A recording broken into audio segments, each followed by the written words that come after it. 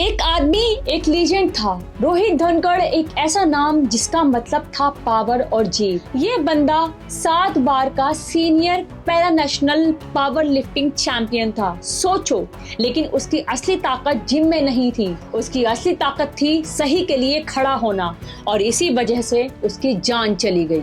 एक रात वो शादी में गया और कुछ ही घंटों में उसकी हत्या हो गई। ये बिल्कुल पागलपन है।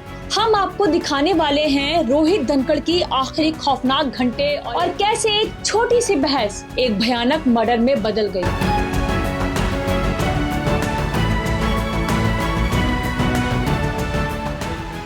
आप यकीन नहीं करेंगे कि ये कैसे हुआ। तो ये रोहित धनखड़ कौन था? ये बंदा सिर्फ 26 साल का था और पहले ही एक सुपरस्टार था। 2 बार का junior para national record holder और 7 बार के सीनियर पैरा नेशनल चैंपियन। उसने इंडिया के लिए इंटरनेशनल लेवल पर खेला।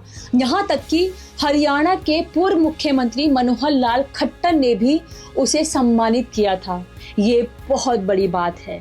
लेकिन रुकिए, ये सिर्फ मेडल की बात नहीं है।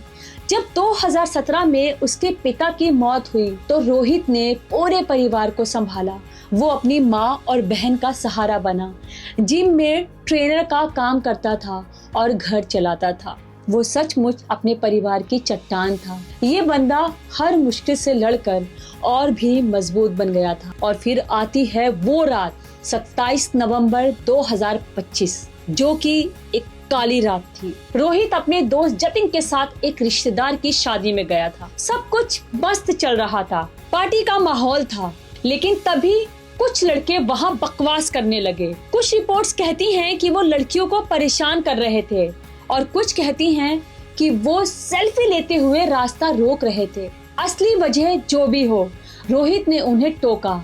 उसने कहा, भाई तमीज से रहो, गालियां मत बको, माँ बेटियां सबके घर में होती हैं। और बस यहीं से मामला बिगड़ गया। उनके बीच कहा सुनी हुई और बाकी लोगों ने बीच बचाव करके उन्हें शांत कर दिया। ऐसा लगा कि सब कुछ ठीक हो गया है ना?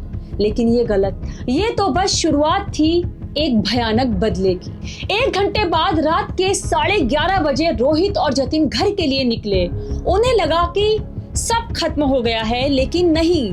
अचानक उनकी कार के पीछे टक्कर मारी गई। जब उन्होंने पीछे देखा तो 15 से 20 लोग उनके पीछे रॉड, हॉकी स्टिक और हथियार लेके उनकी तरफ भाग रहे थे। ये बिल्कुल किसी मूवी सीन जैसा था। जतिन ने कार भगाई और एक क्रेजी कार चेस शुरू हो गई, लेकिन वो बच नहीं पाए। आगे एक बंद रेलवे फाटक था और उन्होंने उन्हें वहीं फंसा लिया। सामने से एक कार, पीछे से 3 कारें। भागने का कोई रास्ता नहीं था। ये एक जाल था। हमलावर कार पर टूट पड़े और रोहित को पैसेंजर सीट से बाहर खींच लिया, जबकि जतिन भागकर अपनी जान बचाने में कामयाब रहा। रोहित को अकेले ही भीड़ का सामना करना पड़ा। लोहे की रॉड और हॉकी स्टिक से लैंस होकर वो उस पर टूट पड़े और उसे बेरहमी से तब तक पीटा जब तक कि वो बेसुध नहीं हो गया। ये हमला पूरी तरह से बदले की भावना से किया गया था। जब हमलावर भाग गए तो जतिन वापस आया और अपने दोस्त को भयानक रूप से घायल पाया। उसके चाचा ने कहा कि उसके शरीर का एक भी हिस्सा ऐसा नहीं था जहां चोट का निशान ना हो। रोहित को तुरंत भिवानी के अस्पताल ले जाया गया, लेकिन चोटें बहुत ज्यादा थीं। उसकी हालत बिगड़ते देख उसे रोहतक के PGIMS रेफर कर दिया गया। 2 दिन तक रोहित अपनी जान के लिए लड़ता रहा।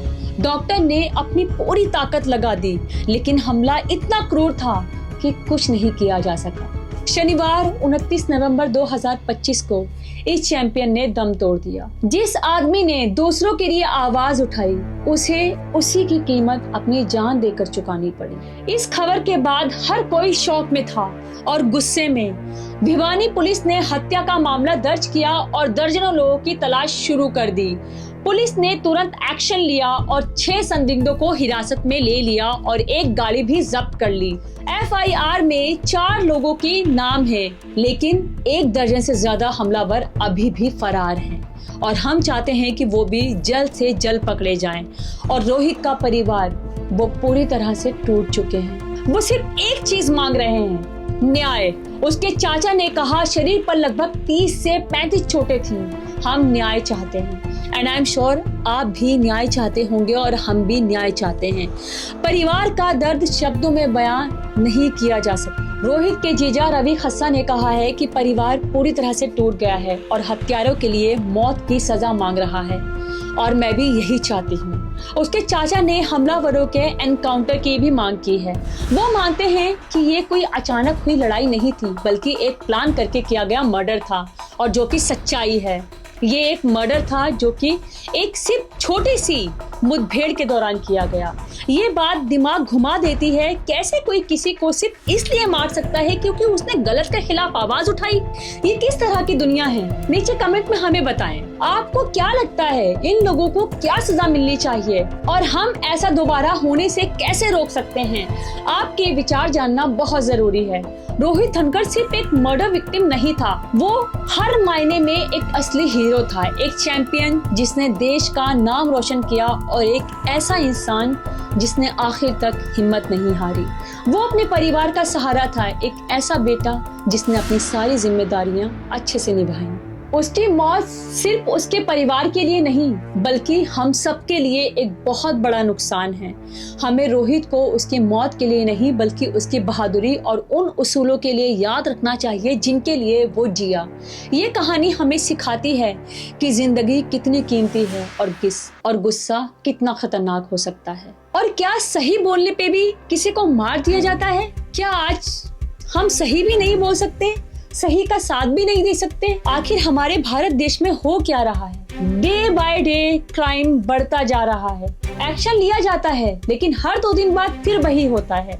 इसी के साथ दोस्तों मिलते हैं अगली वीडियो में। जय हिंद और रोहित के लिए दिल से श्रद्धांजलि।